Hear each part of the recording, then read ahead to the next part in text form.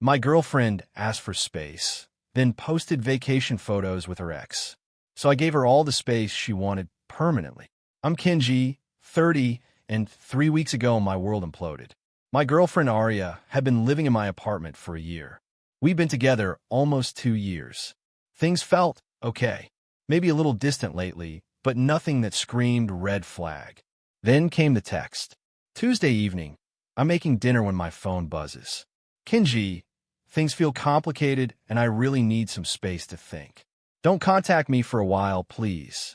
I'll reach out when I'm ready. Gut punch doesn't even cover it.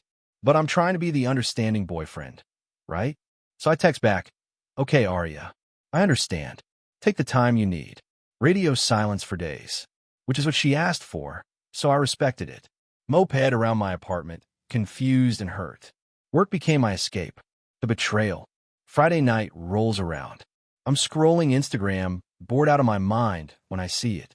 A mutual friend tagged Aria in vacation photos.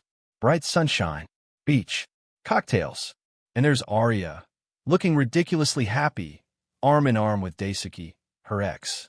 The one she swore was ancient history. The caption? Living our best lives? Island getaway. Reunited. My blood ran cold. Space to think meant a tropical vacation with her ex-boyfriend while explicitly telling me not to contact her. She didn't want space. She wanted me out of the way while she test drove her old relationship, keeping me as backup in my own apartment, using my resources while telling me to leave her alone. The response. Saturday morning, first thing, locks changed. Called a locksmith, changed the deadbolt and knob. Cost me $250. Worth every penny. Her key was now useless. But then there was the car situation. 6 months ago, Aria's old clunker died. She needed reliable transportation for work, social media marketing, client meetings. Her credit was trash, so I helped. Bought a used Mazda CX-5 for $18,000. Here's the crucial part. Loan, title, insurance, all solely in my name. She made payments to me, mostly. Use it like it was hers. Even hung fuzzy dice from the mirror.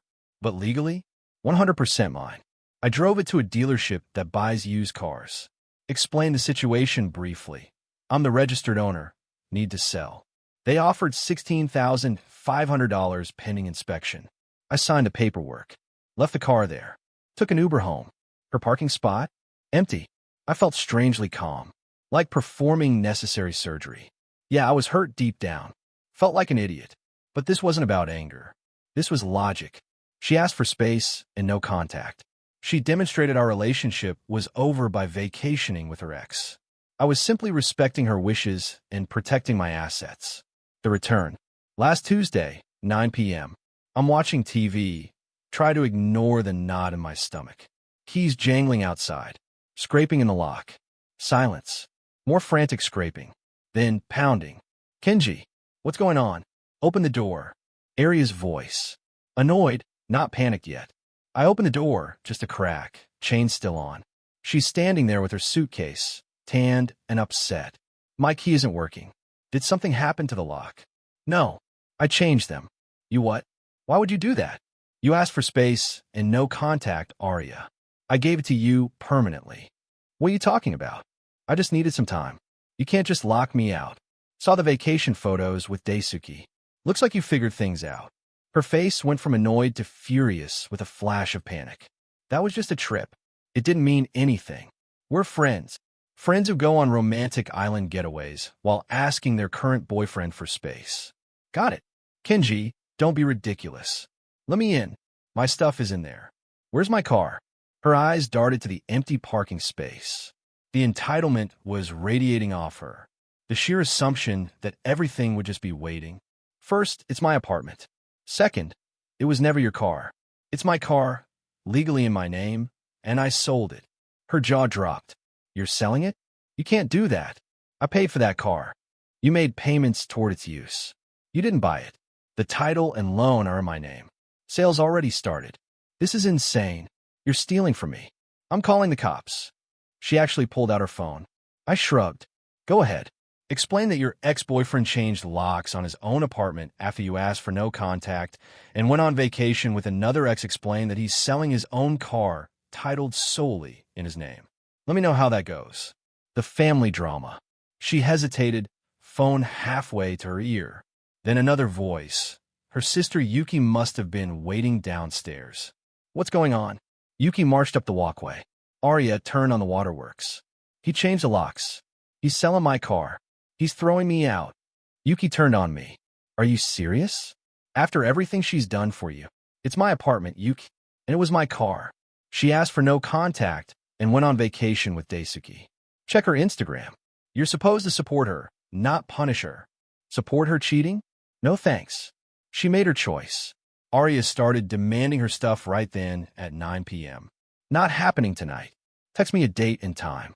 I'll have everything boxed by the door. You won't be coming inside. You can't dictate, Dash. My apartment. My rules. You want to know contact? This is the new arrangement. I closed the door, locked the deadbolt. My hands were shaking, adrenaline, anger, hurt, but mostly relief. The pickup. Got a text from Yuki's phone. Arya needs her things tomorrow 10 a.m. Be ready. No please. No thank you. Pure demand. I spent hours boxing everything. Clothes, toiletries, books, knickknacks. Piled it by the door. Felt cleansing. Wednesday, 10 a.m. sharp. Knock at the door. Not Arya. Yuki and their mom, Sachiko.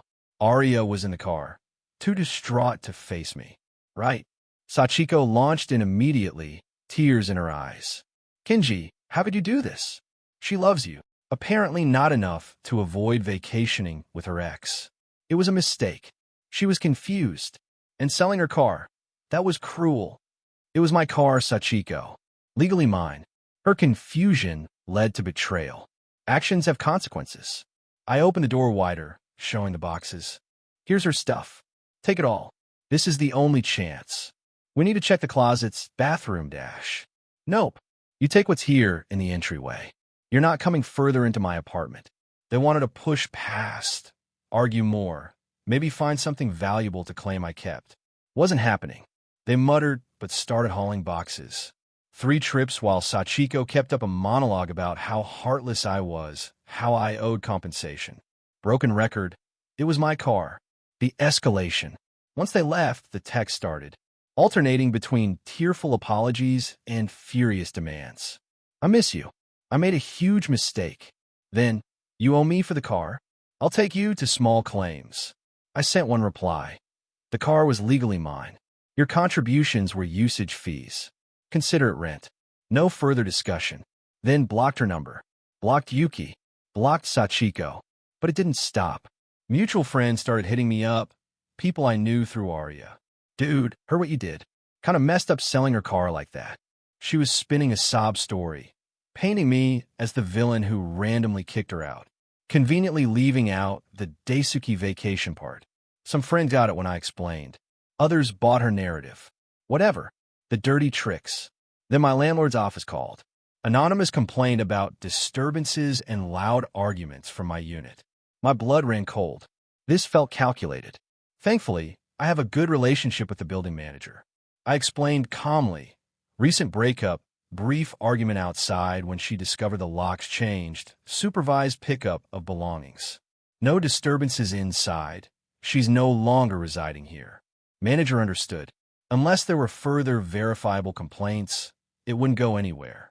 Pretty sure it was Arya or Yuki trying to cause trouble. Low blow. Got a message request from Daisuke on Instagram. Deleted and blocked without opening. Don't need whatever he's selling. The legal threat. All this entitlement just solidified my decision. This isn't just a mistake Arya made. This is who she is. Emily tried escalating legally. Got a threatening letter from some budget lawyer demanding $10,000 for her contributions and emotional distress. Full of typos and legal nonsense. My lawyer sent back a very formal response. Included copies of the car title, loan agreement, insurance, all in my name.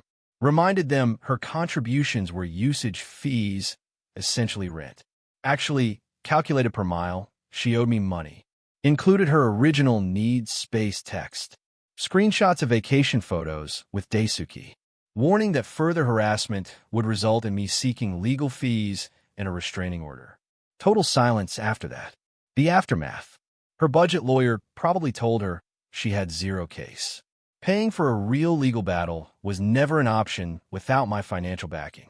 Heard through the grapevine what happened next.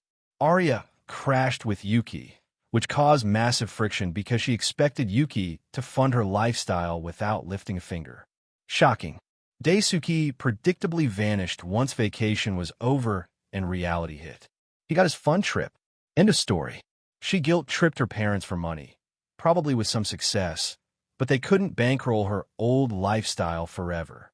Last I heard, she moved back to her hometown, living with parents again, complaining constantly about how unfair life is and how I ruined everything.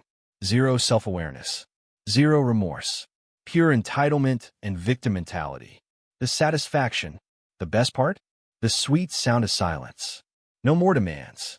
No more drama. No more Arya. My apartment feels like mine again. Repainted the living room last weekend. Got rid of furniture she picked out. Reclaiming the space feels incredible. The revenge wasn't loud or explosive. It was quiet and methodical. Simply respecting her request for no contact and letting consequences play out. She wanted space. She got infinite space. She prioritized a fling with her ex. She dealt with the fallout alone. She took my support for granted. She lost it the second she broke trust. Selling the car she thought was hers. Her status symbol while she was literally sunning herself with another guy. Yeah, that part felt truly satisfying. That empty parking space when she returned? Chef's kiss.